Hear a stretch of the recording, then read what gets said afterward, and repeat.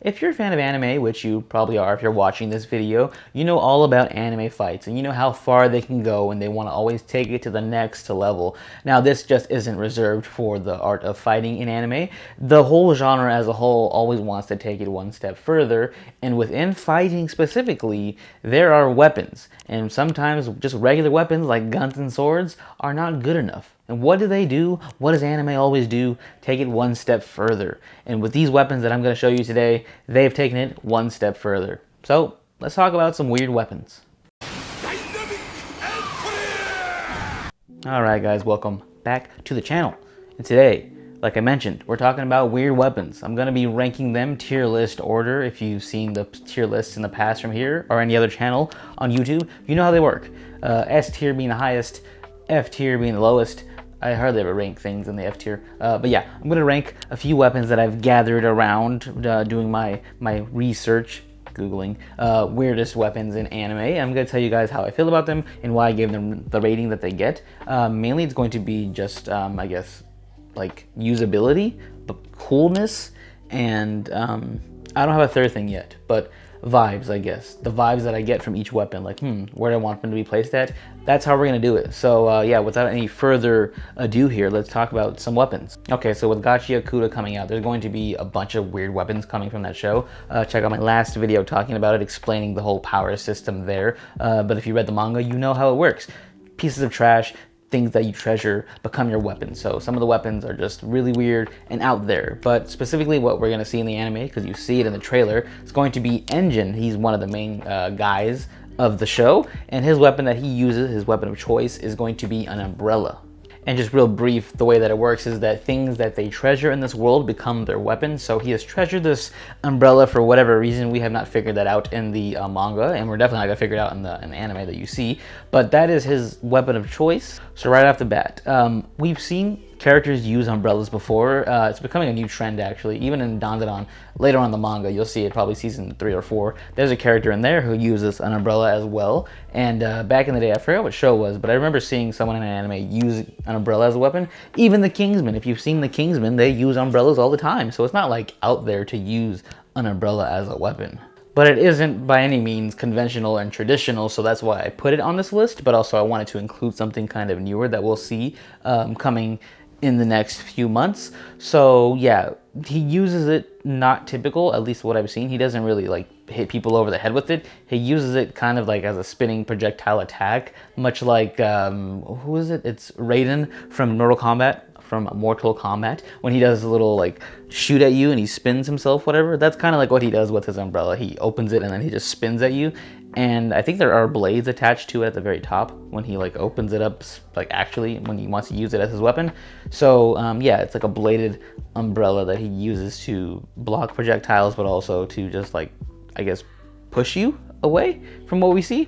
Oh, also he kind of like uses it to like glide and fly, so that's kind of cool. But yeah, overall, like the weirdness of it, I don't think it like really is like the weirdest that we're gonna get. So I think for that reason, I'm gonna put it at C tier for Engine's umbrella. Yeah, because like I mentioned, it's not super uncommon to see, but also it's not like traditional. It's just right there on the line. That's just base level C tier. That's what he is. All right, so next weapon I'm going to be talking about is going to be Aki's sword. Now, if you've seen Chainsaw Man, you know that it's not just a normal sword. We go so long thinking that it is a normal sword because the way he has it sheathed and he walks around with it, and you're like, oh, okay, yeah, I see the katana handle essentially, and it's got to be just like a katana, right? But no, when he finally reveals that it is, in fact, a nail, it's just one long nail that he uses, and if he uses it, half of his life gets cut, right? Something like that. I think, yeah, it like halves his lifespan every time that he does use it. So it does have kind of like a risk factor to using it, but also the fact that it's just a giant nail, that's not common, especially attached to like a katana handle. It subverts your expectations and you think that it's one thing, but it's not. So that was cool seeing that in the moment, and also thinking like, that's not like a great weapon really to use, because it's mainly going to be just for, I guess, blunt force. It's like having a kendo stick. You just hit people over the head with it, but then you can pierce if you get in front of them, you can pierce them. So not much slashing, just a lot of blunt force trauma, kind of like a keyblade, but somehow that slashes.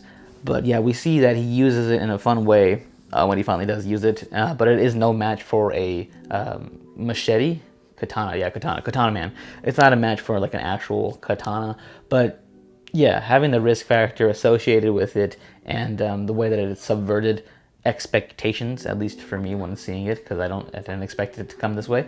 I want to give it a B because I think that it is a little bit weirder to use a giant nail than it is to use a umbrella. I haven't seen anybody use a giant nail. We've seen Obara use her hammer and nails, and I'm sure we've seen people use like nail guns. Final Destination comes to mind like as a weapon. It's not outside the realm of a possibility, but having a giant one that you use as a sword, that's a little weird. So that's why I think it's a little bit above the umbrella. And yeah, that's why I gave it a B tier. All right, next up is going to be, it's a weapon, I would say. I'm just gonna say it's Momotos from Zatch Bell. They're essentially just puppets that you use to fight other people who have puppets. And they are living and breathing, so they're not like a traditional puppet in the way that like Kankuro uses his puppets from Naruto. This is just like a person, but you end up having to control them because you have a book. So really, is the Momoto the weapon, or is the book the weapon? I guess really the book is the engine that drives the weapon, which is the Momoto itself, mainly being the ones that we see in the show. Zatch, he's great, lightning powers, and then there's it's been so long, but Zatch Bell's so good. I love Zatch Bell. Brago, that's his name, the guy with the dark powers. So I guess every Momoto you have has sort of an element to them, like, you know, lightning and darkness and fire, stuff like that. So having that as your weapon is pretty weird, I would say. It's like controlling someone. If you didn't know any better, you'd be like, what is that guy yelling at that kid? Why is he having that kid fight another kid? And what are they doing? Why is this happening? Why is this allowed? And until you ask them, hey, what's going on here, you find out that they're actually just puppets. You wouldn't know. You would just assume that it's a grown man controlling a child. So I think that's pretty weird. So for that reason, I'm going to give it an A. It's just an odd thing altogether. Very fun, very cool, the show itself and the way that they use their powers. But just like on the offhand that you're just walking by one of these battles, you're going to be like, what are you doing? Leave that kid alone. So for that aspect, I have to give it an A tier. But yes, I need to go back and watch Zatch Bell because it was truly peak as a child. Watching it, I was like, oh, this is cool. A little weird, the pony guy, but the rest of it, very cool. Okay, sticking within the realm of controlling people and having puppets be your weapon, I guess. Death the Kid, his pistols that he has, the ones that he holds like this, and everyone's like, how does he do that? He has the greatest peaky strength in the world. Those are just two girls. I forget the aspects of it. They're like they're not like living, but they're perceived to be living. I have to go back and watch Soul Eater. That's another one that I haven't watched in a while, but I've been having the itch to go back. Anyway, yeah, they're just two girls, two cowboy-looking girls who just serve this man, and they become his pistols. That is crazy. The guns are not that crazy. The weapon itself not crazy, but like the transforming and them just being women all like 75% of the time, that's weird. Why are you, as a man, very stylish, I might add, controlling two women? Do you not have respect for the queens out there? For the queens who would give anything for you? You don't have it. And even in the show, he doesn't really like respect them. Sometimes he does, but most of the time they're just like, hey man, what do you respect us? Anyway, tangent aside, the weapon itself, I'm gonna give it an S tier because despite how crazy it is, you gotta give it to him.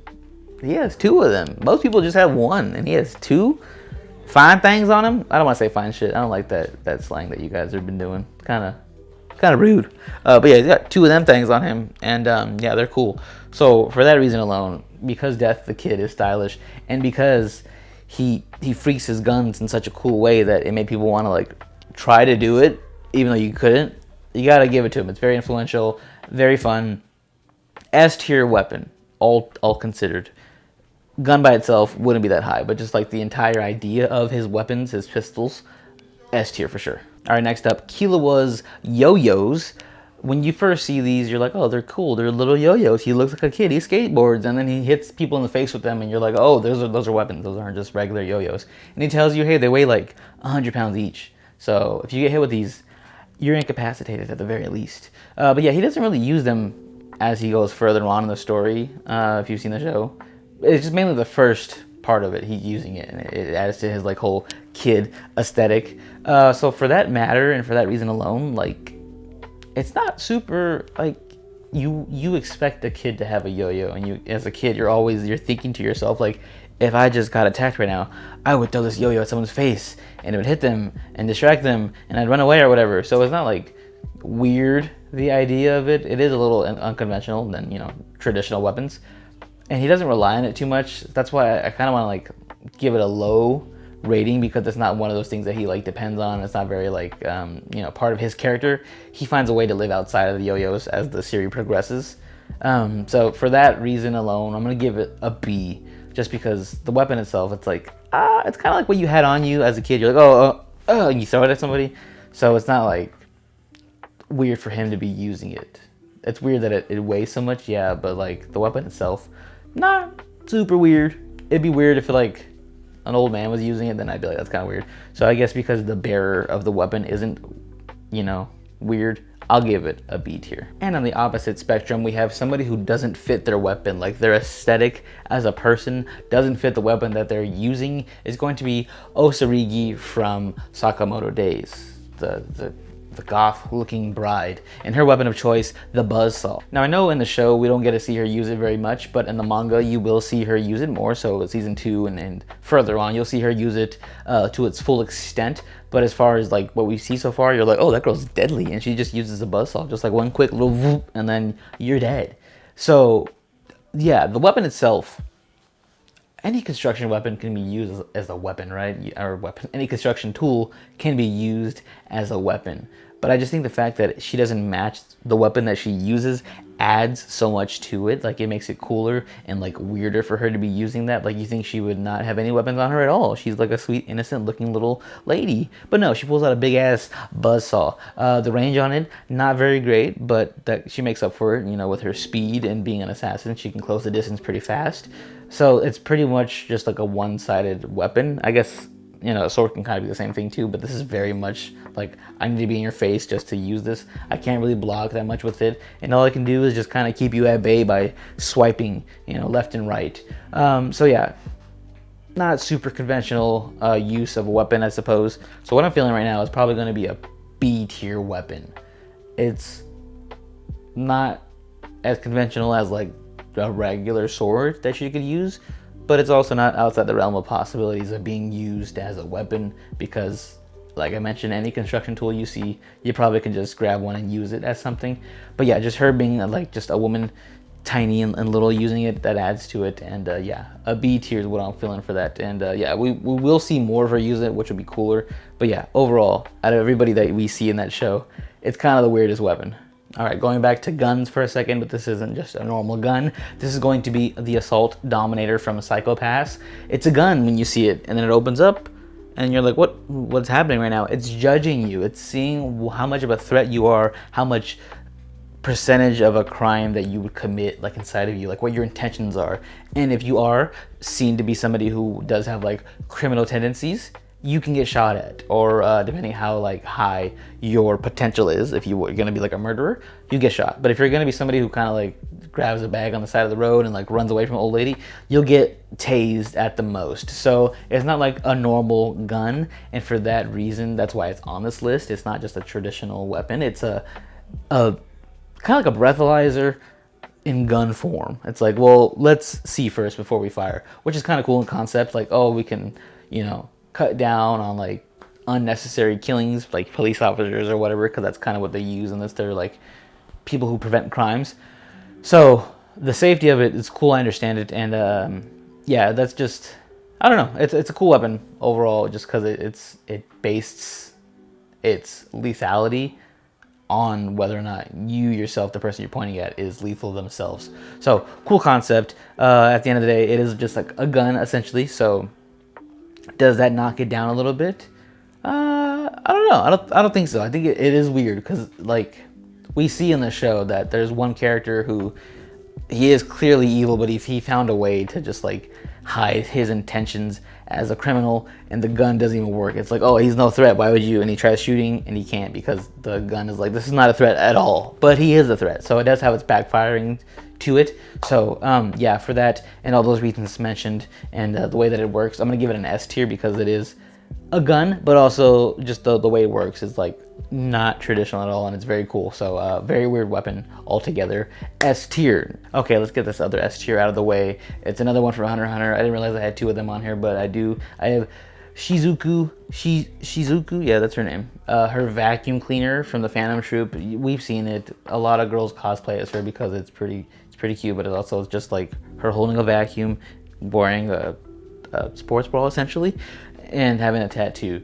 Yeah, it's cool because it's just like a living being. A lot of the weapons in Hunter x Hunter are just like living things, like Kite's little randomized number generator thing. So yeah, it is just a living thing, but it's a vacuum cleaner. It's pretty interesting. It can suck people's blood out of them and, you know, take like a vampire, you're dead that way. It has teeth on it too, but it can also clean up bones and body parts if it needs to. It's very versatile. You wouldn't expect it out of a vacuum cleaner. Like, what is that gonna do?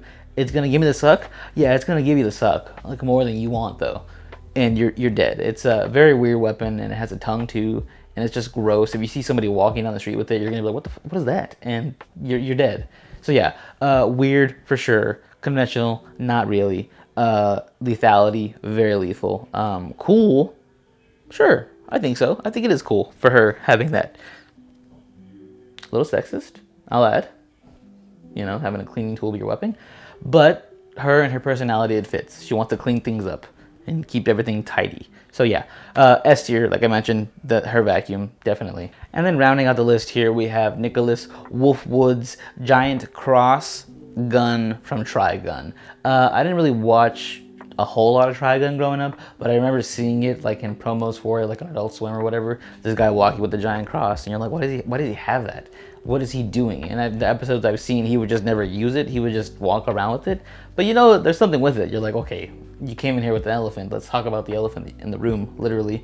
What is that? And he ends up showing us that it's a big ass machine gun that he holds, and it's also a bazooka. Like on one end, he flips it around.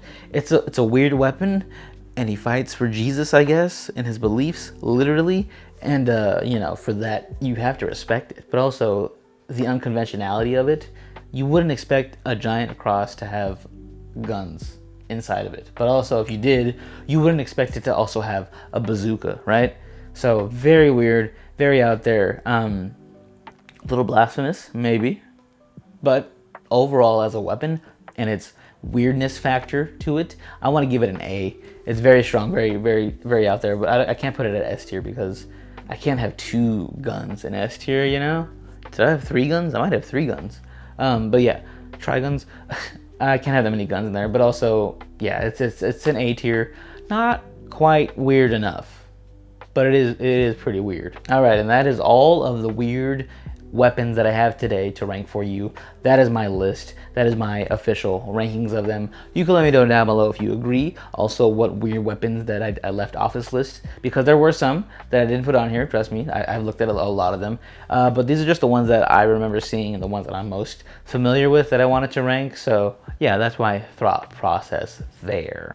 But as always, you can subscribe down below. We appreciate that. We're almost at 520 subscribers, I think. Getting past 500 was cool, but now we're getting up there, man. It's fun.